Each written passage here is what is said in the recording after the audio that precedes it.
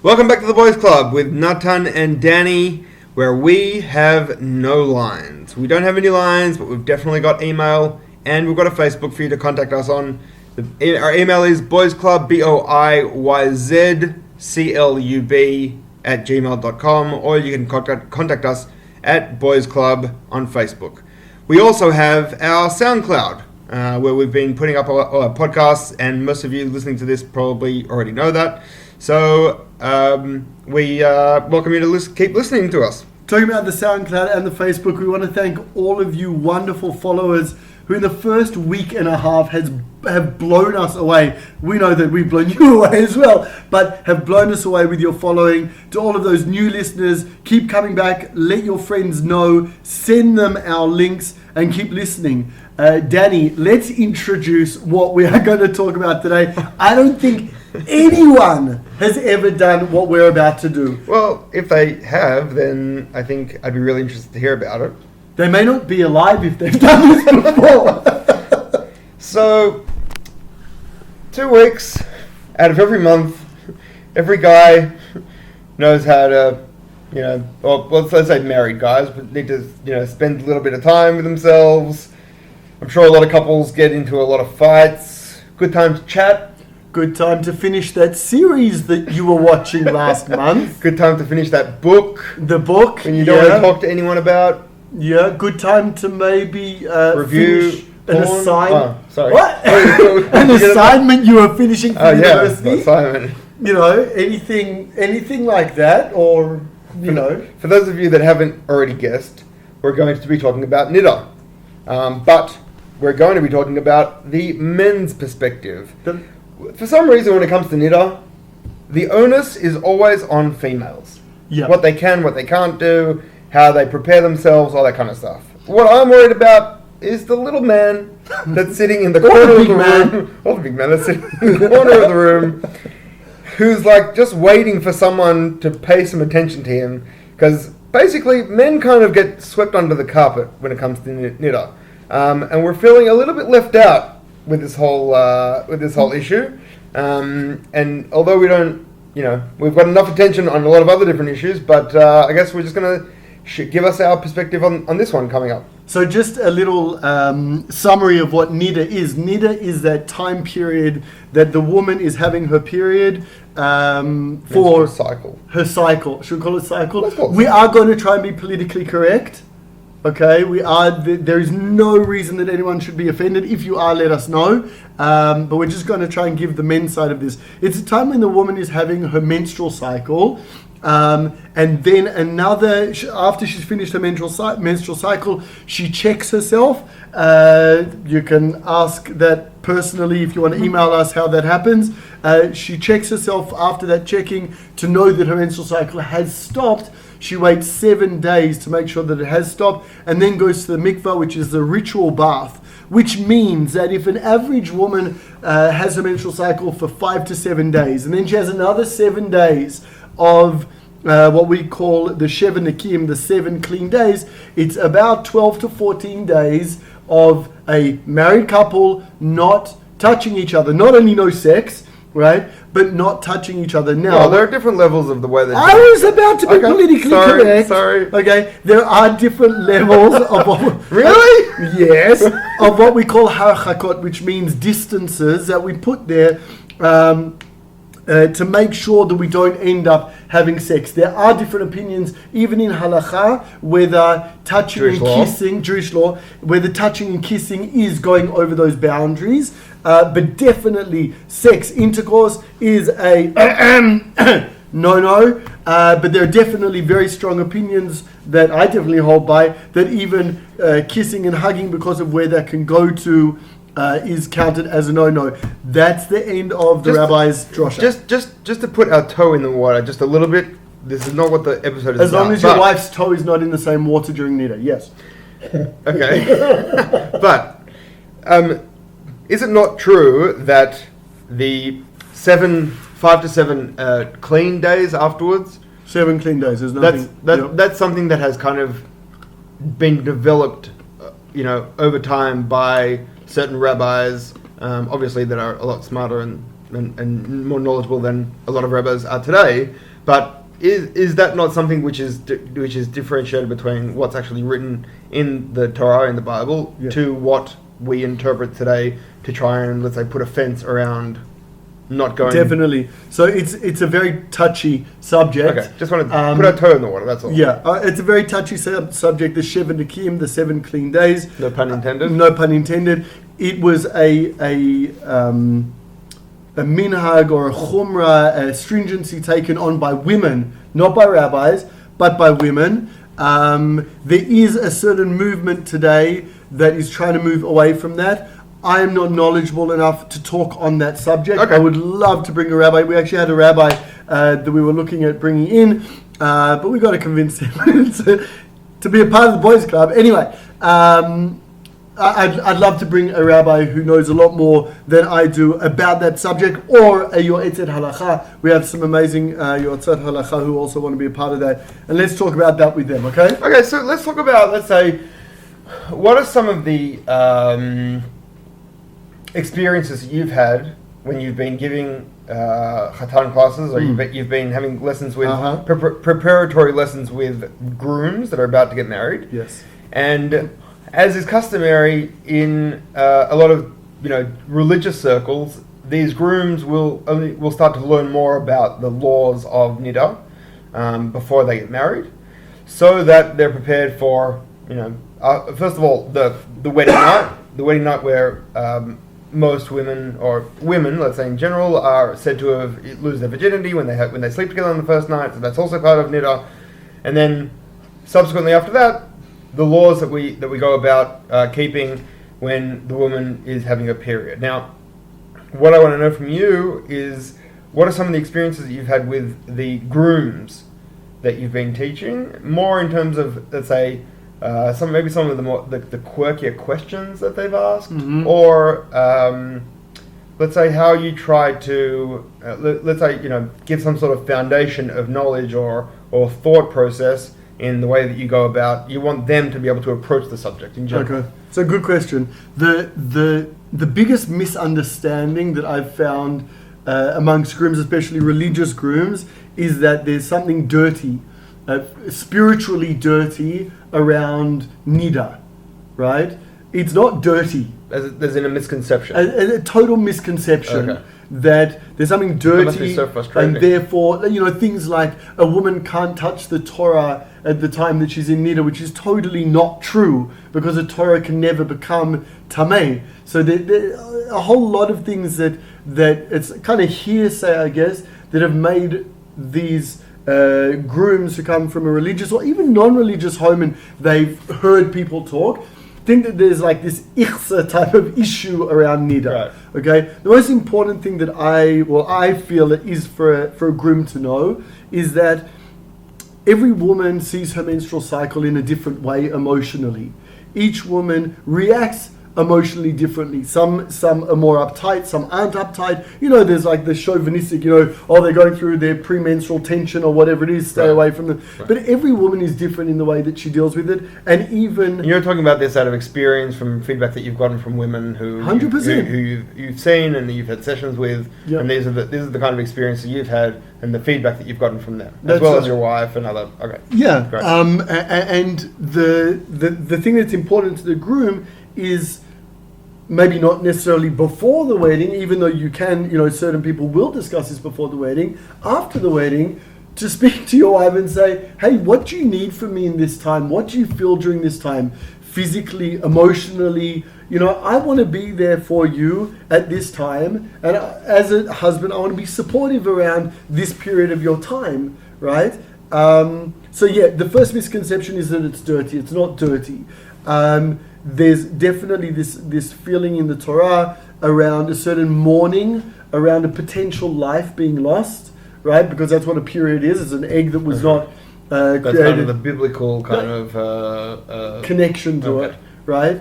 I see. Okay, so it takes a very biological kind of connection. Well, I think that's more of an emotional connection than anything. Yes, it's taking practical, okay, what is this? Right. But it takes a woman's emotions into consideration, going, hold on, okay, so she may be grumpy, she may be uptight, but why?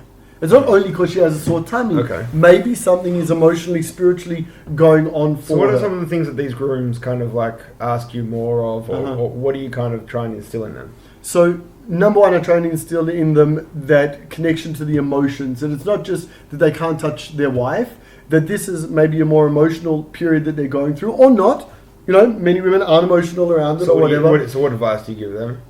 Speak to your wife. Ask her what she needs. Ask her, you know, some women are embarrassed to talk about that stuff, so you might need to move away from it, but find out.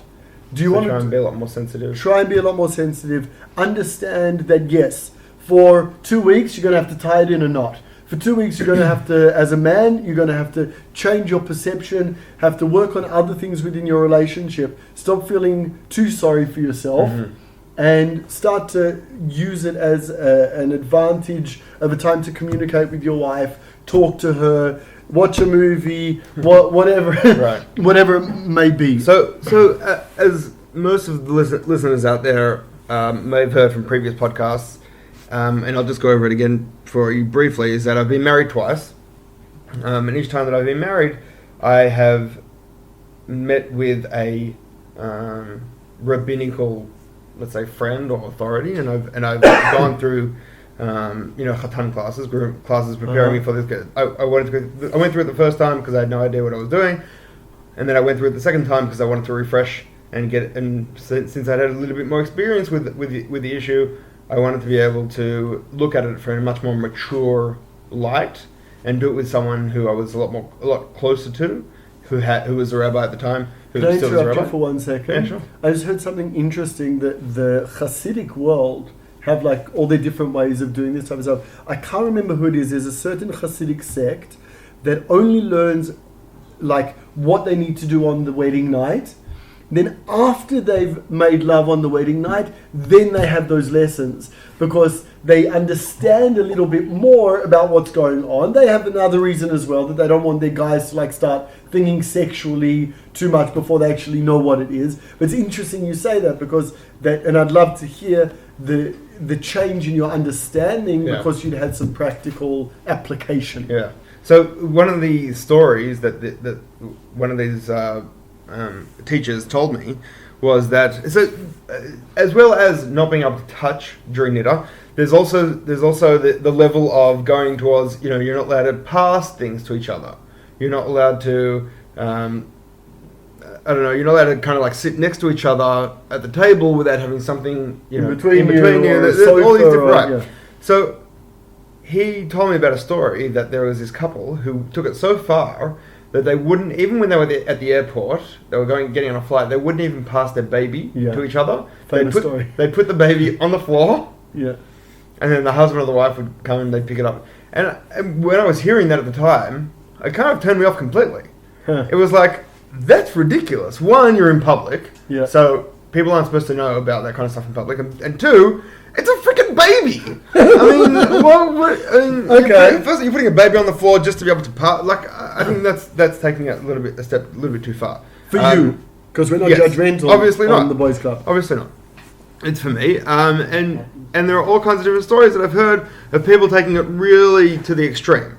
I've heard about that men aren't allowed to. Is it men, Wilson, that aren't allowed to sit on porcupines? Women. Sorry, women are not allowed to sit on porcupines.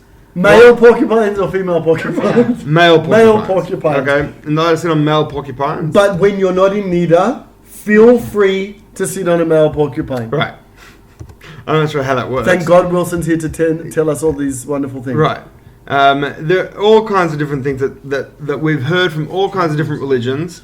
So it goes from in Hindu, women are prohibited from certain activities, and they've got to be purified in Hindu as well. There are all kinds. There was of something about women not walking into a place where something's been grown. No, it was men.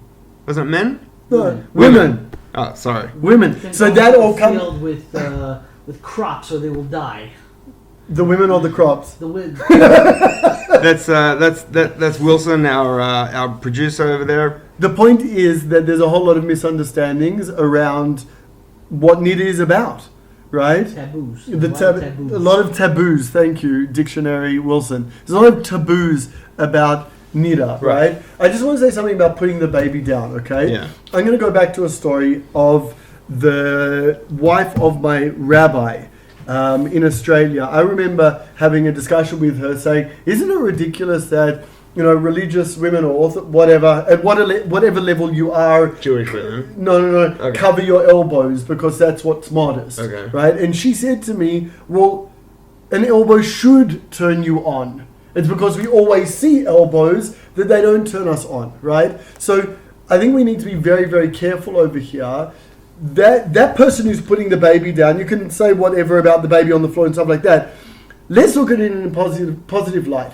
That guy is going to get so turned on by his wife because he's so attracted to her that if he passes the baby and touches his wife by mistake, he's going to want to have sex with her. That's awesome. That's really awesome. I wish everybody was that attracted to their wife that if they sipped a cup of water, the same cup of water as their wife, they were so turned on that they would want to, yeah. Well, let's keep that for the X-rated podcast that we hopefully will be doing. But I agree with you. Let's try and look at it the most positive way possible. Let's say that man is extremely attracted to his wife. Okay. I was just giving a story. I just thought, for me at the time, it was a little bit out there. But you know what really kind of I'm not going to say troubles me, but I'm going to say one of the things that kind of I try to wrap my head around sometimes with NIDA is everyday things that kind of should not be, let's say, tempting to a male. Like, you've got everyday life. I mean, look, we've evolved. We've evolved from, you know, everyone, you know, covering up and wearing top hats and, you know, women wearing gloves and all that kind of stuff. We've evolved a little bit and the world's evolved a little bit. And I think part of the reason why I personally have chosen, you know, modern orthodoxy as one of the pathways of life is because I think that it's for a person to be able to move with the times a little bit with what's going on. And Judaism, I think, it incorporates that. But that's a whole different story. But what I'm trying to get at is, let's say with You just lost so many of our listeners. I don't think so. I think other people will hear my views and understand that although I wear a kippah on my head, but I have very different views to a lot of other religious people. The one thing that I really find interesting are beds. Yes. The way that different people view their sleeping arrangements during NIDA. Yes. Right? So I've done a few gamuts of things during my time in relationships. I've had one massive mattress and we've slept on different sides of the mattress, to we've gotten two mattresses in the same bed frame, to we've got two single beds that we put together I call them off season and on season, right? So you've got on season when the woman's not in NIDA, right? Because when it's on, and then it's off season is like you can't touch. Right? Okay, got it. So so I mean, you know, it's a sports metaphor when it comes down to it. So in the off season, that's to allow you to tackle your wife, right? Well, I think if I did, she'd probably. Well, let's just. In the off season, what we have decided to do now is we keep our beds completely separate. Mm-hmm. We have decided that there is a certain tension which gets in between us, that we've decided we want to be able to separate our beds completely, and that way, I mean, besides the fact that we just love our beds, but let's just keep, that's a different story.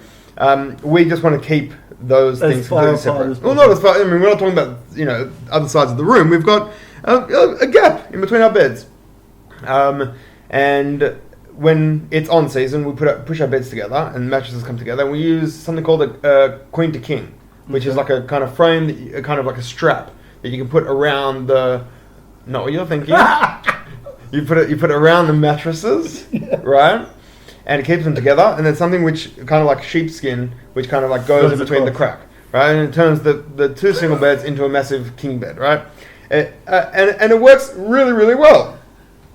Sheepskin. I'm not sure Okay, we're talking about I need nida a here, break, boys. guys. We're not talking about we're not talking about that kind of stuff. We're talking about we're just trying to Okay, keep it clean. so now all of our listeners know exactly what Danny's bedroom looks like. So and what I'm his trying to bed. say, what Yeah. I'm trying to bring to is that me as a guy, I think it's taken me time to get to the point where I've understood that I, as a male, with the attraction that I have and the needs that I have, I need to be able to have that framework put into place, because I know that if I don't have that, my temptation is really, really great. And I'm not saying that I'm perfect. I'm not saying that we're perfect, and there are challenges in every marriage. But you're saying that's helped you. Yeah. Now that you've gone to the extent of totally separating your beds, that's really helped you. Yeah, as a male, it's something that, some other couples are going to hear that and think it's extreme. I mean, I know a lot of couples who have the same bed, but in the frame for different mattresses, right? And then they use different, but I understand why they do that, and that's, everyone's each to their own, but this is something that I have really connected to. Yeah. So it's important in my mind. It's important that one knows what the halacha is and then discusses it, communicates it with their spouse, and is honest with themselves. Sexuality is one of the most difficult things to be honest about. Yeah. Right? And nida is a time where we have to be very honest about the difference in the man's feelings and the woman's feelings, right? Because just because the guy may want to dive across the room and make love to his wife, tackle his wife, right? This is a time that it's very likely she's not going to want that. And it's an awesome time for us to, as men, to be able to say, calm down, dude, go have a cold shower, don't be an animal, right? Be a respectful human being that has an animalistic side. That an animalistic, I don't mean is like this totally negative bad thing like we've spoken about before. God says there has to be sexual desire in the world. It's something to embrace, but it's something to have boundaries around. To be totally honest with you, there are certain times in our marriage that literally, if I had the money, I'd live in a separate house. Like the attraction at certain times in our life has been so powerful, so strong, that literally it's like, all right, I'm in the other room, okay, and I might have to lock the door. Actually, you know what? You lock the door from the outside. But there has to be number one, a realization. That's a pretty strong. Yes, thank God. I said, elbows should be very, very attractive. As long as you're passing the baby on the floor. Exactly. No, seriously, the point over here is that there are different decisions that all couples need to make. Yeah. One needs to be honest with themselves. One needs to be honest with each other about what those things are. I want to move on to something really very full frontal, if you want to say that. Okay. Let's go. I'm going to throw your lines. Here we go. No lines. All right. Because this really is about the guy's side of nida. Okay. It goes like this. A man has his urges. Okay. Many urges. Okay. According to the Torah, we know that one should not waste his seed. A man should not masturbate. All right. I'm putting it out there, especially as you're not the rabbi.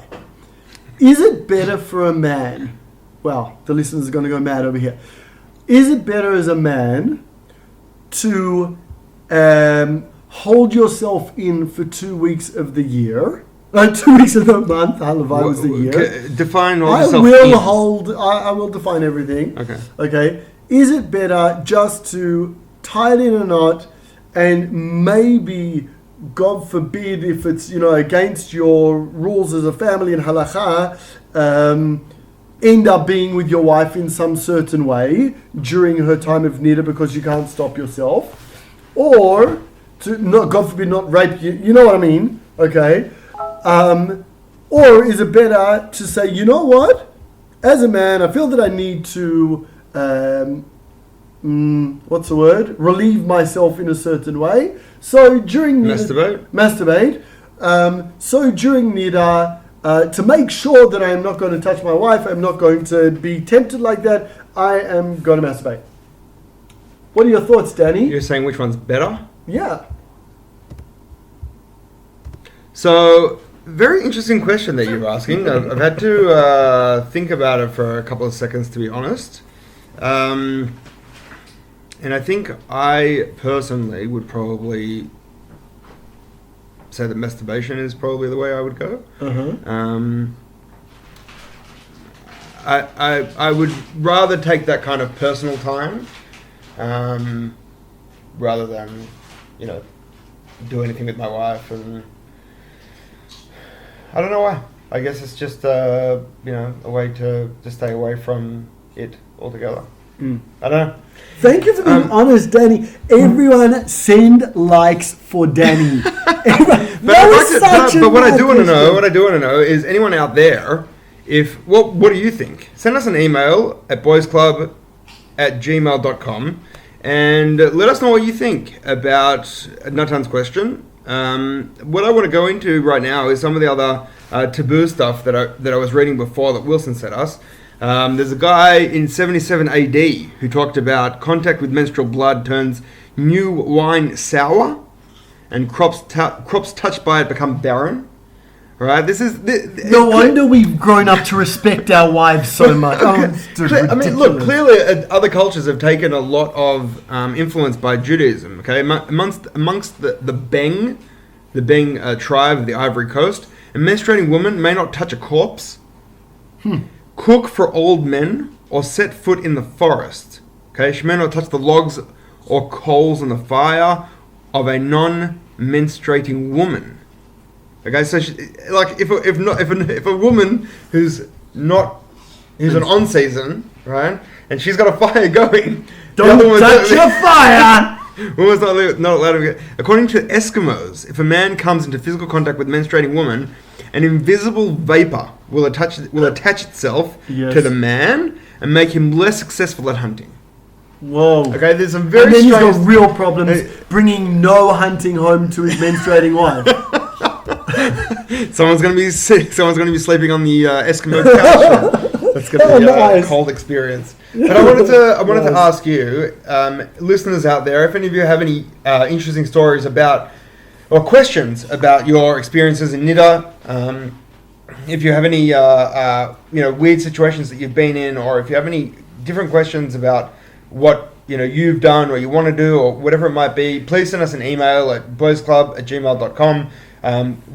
If you'd like to tell us a story that we will anonymously tell on the next podcast, we'll most definitely do that. Just say, this is a story I want you to tell. Right. If no one says that, we're not going to tell the story. Right. Obviously, we're going to make sure it's anonymous no matter what. But just to put it out there to make sure that everyone knows we're not here to embarrass anyone, and it's all going to be anonymous. But I wanted to ask you, Rabbi. Yeah. Getting back to your experiences with grooms, with khatanim, what are some of the interesting questions or the quirky questions or situations that they've been in that you've had to deal with? Let's say any of them which have kind of taken your breath away and you've been like, what the hell do I do in this situation? And kind of you had a deer in headlights kind of moment where you don't actually know what to do because you've never dealt with this kind of situation before. Okay. Give us a little bit of some of the experiences you've had. So with khatanim, with grooms, one of the most difficult things is that most of them, and understandably, want to stay away from anything but helping their wife count when they're allowed to be together. Okay. Yeah. But when it comes to things like, darling, I've done my check and I'm not sure if it's clean, right? Because there are different colors that are clean and not clean, and I'm not going to get too graphic. Obviously, if anyone wants to write in, they can write in. But for many guys who grow up knowing that a period is something that the women have to deal with, it's got nothing to do with me. The greatest exposure I have is that sometimes I see, that my mother or my sister have tampons around the bathroom or whatever. Right. But guys really want to stay away from that. I'm sure there are some pretty funny stories of people buying tampons for their wives. Yeah. But then all of a sudden, as a husband, you can't stay away from that. No. Because because it's part of your process as well. And it's not like you can't just wait in line at the fun park waiting to go on the roller coaster. Like, there are difficult questions that women need to ask. Like, you're using roller coaster as metaphor for having sex. Okay. Yes. Okay. For women on different cycle. Okay. Oh no, I didn't. No. Okay. No, it wasn't that deep, Danny. But one of the most difficult things is like this. Let me just explain a little bit. If a woman sees a certain color on her underwear, right, or in the badika, the checking cloth that she uses, it may mean that she hasn't finished her cycle, or it may mean that it has, depending on that color. Now, rabbis and yoatzot halacha, female, very, very knowledgeable women who have spent a long time learning this stuff, know the difference between, coffee color without milk and coffee color with a bit of milk and stuff like that, all right? Someone's got to take that piece of underwear or checking cloth to someone to check, right? You mean physically take it? Like, take it, right. Yes. Like, here, darling, here's my underwear. Just pull out a pair of underwear from my pocket.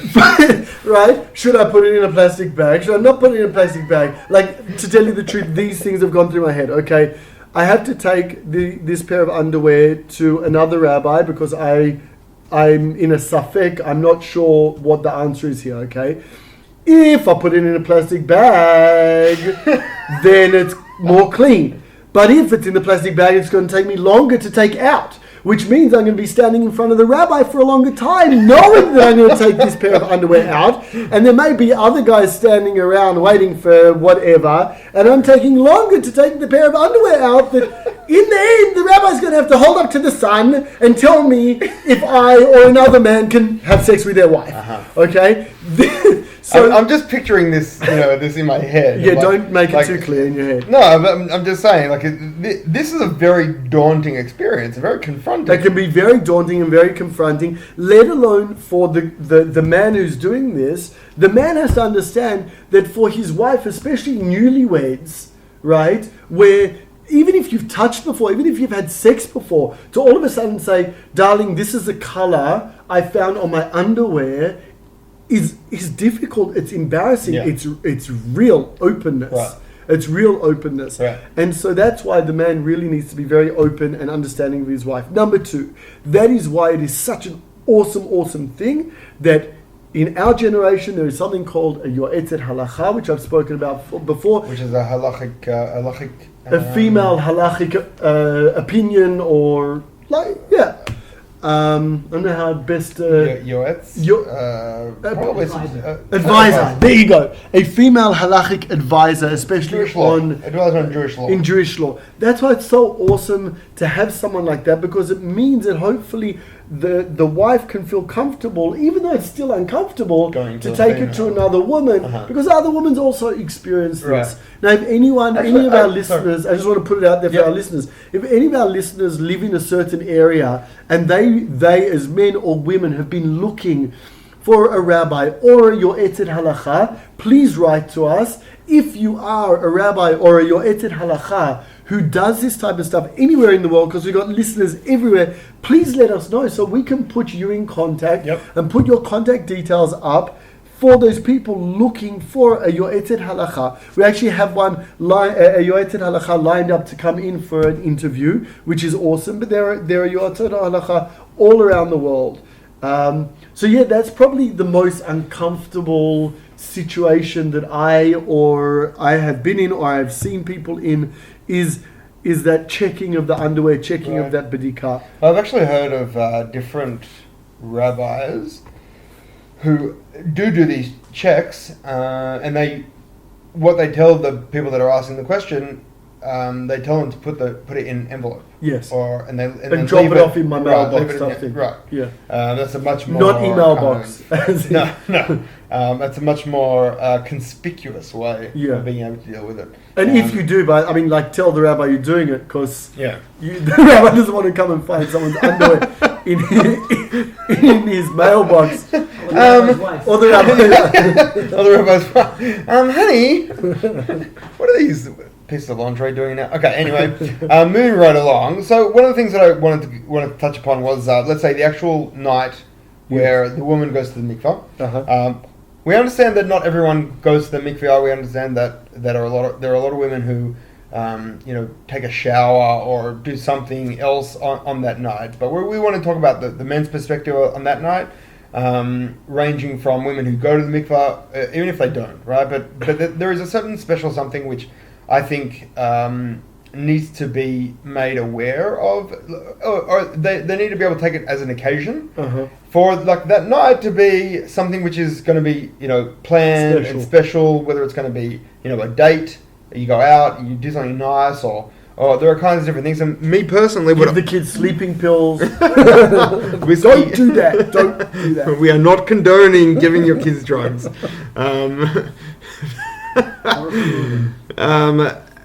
Or promoting, correct. But what I do is when my wife has gone to the mikvah and doing a preparation to go to the mikvah, then obviously I'll deal with the kids and do everything that needs to be done on that front. But what I try and do myself is I try to make sure that the beds are done. And I put the beds together by the time she's home, and before she's home, I make sure that I shave and make sure that I shower as well. Good idea. It's not good for me. There are a lot of people who don't necessarily do it. But what I also try to do is throughout the day, if I can, is take some time and think about some of the things that have, let's say, brought us closer over the last couple of days. And let's say also trying to daven or pray that the next couple of weeks are going to be something that'll bring us closer. And there are other couples that are out there that have that 2 weeks to try and possibly get pregnant.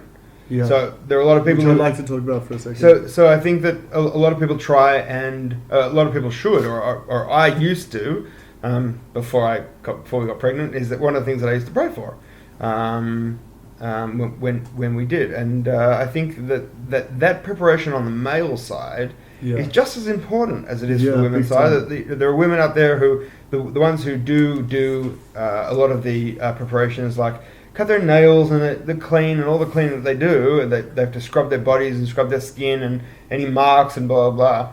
But although the men's side, there's nothing for men to do.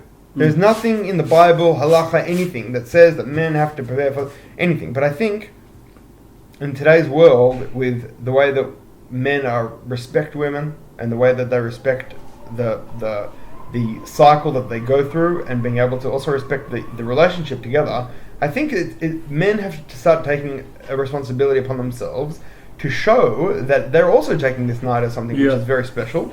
And that's something that I think a lot of men out there should try and heed, and just to enhance that just a little bit.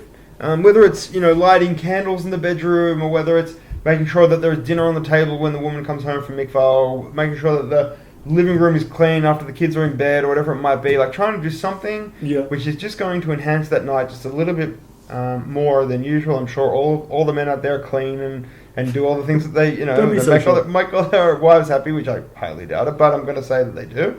But this is one thing they can add onto the experience. Danny, I cannot agree with you more. We don't always agree, but definitely on that, it's so important that the man is emotionally and mentally and physically prepared for such a thing. It's I know that my wife loves that time, and I really try and give it to her. You can do the preparations at home or at the mikvah.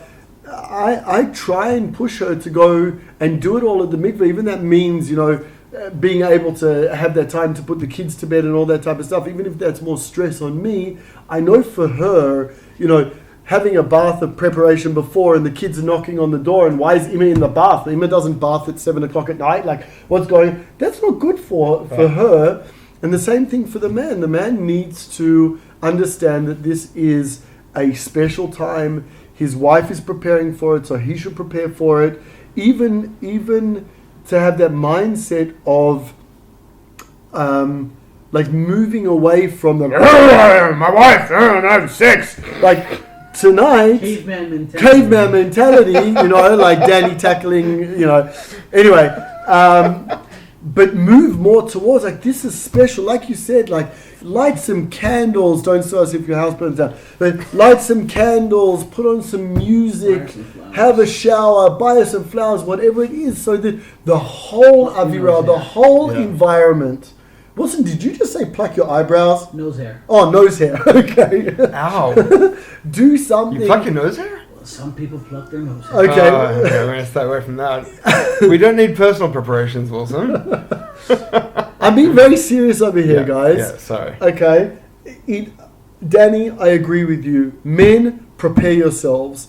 If you have something special, the way that you prepare, share it with us. Let us know so that we can inspire more men to prepare physically, emotionally, spiritually for this. If you are, someone who sits and learns Torah, is there something specific in Torah that you like to learn or say? Are there certain psalms that you like to say? If you're not such a learner, is there something physical, or you can be a learner and do physical stuff as well. But is that something that some people do? They said Tehillim before? Yeah, there's also something from the Ramban that certain people say in order to prepare themselves to actually have children. There's a whole lot of beautiful preparations that people can do. Incorporated, okay. I just want to touch very quickly on those preparations. One needs to be very careful that they don't create tension, especially if you're trying to have children, especially maybe if you're even struggling to have children. Try and embrace it as this is a huge opportunity to bring God's blessing down, no matter how religious or non-religious you are.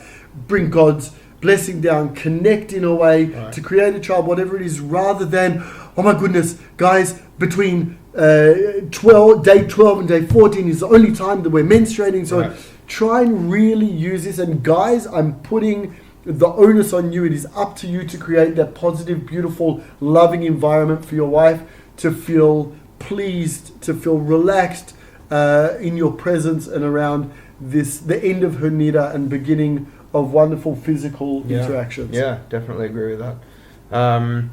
Before we wrap up, I think it's just important to go over the fact that we are not like the Beng from the Ivory Coast, and we are also not from the Middle Ages. So, guys out there, respect your women during this time. Make sure that not during this time. And what? Always respect your women. Yeah, well, yes, most definitely. But even more so, try and be more sensitive. Try and make sure that you are taking your wife's feelings, wife and partner feelings into consideration, and most of all, just deal with it in a respectful and responsible loving kind of way. manner. Yeah, definitely a loving way. Until next time, guys, thanks very much for listening, and we look forward to joining you on the next podcast. Don't forget to be in touch with us, boyzclub@gmail.com or Boyz Club on Facebook and our SoundCloud. There's a whole lot of podcasts going up there. They're already there. Keep following, keep loving, and we're working on putting our podcast onto iTunes. Should be up there shortly, but hopefully sooner than that. All right. God bless, guys. Cheers. See you later, mate.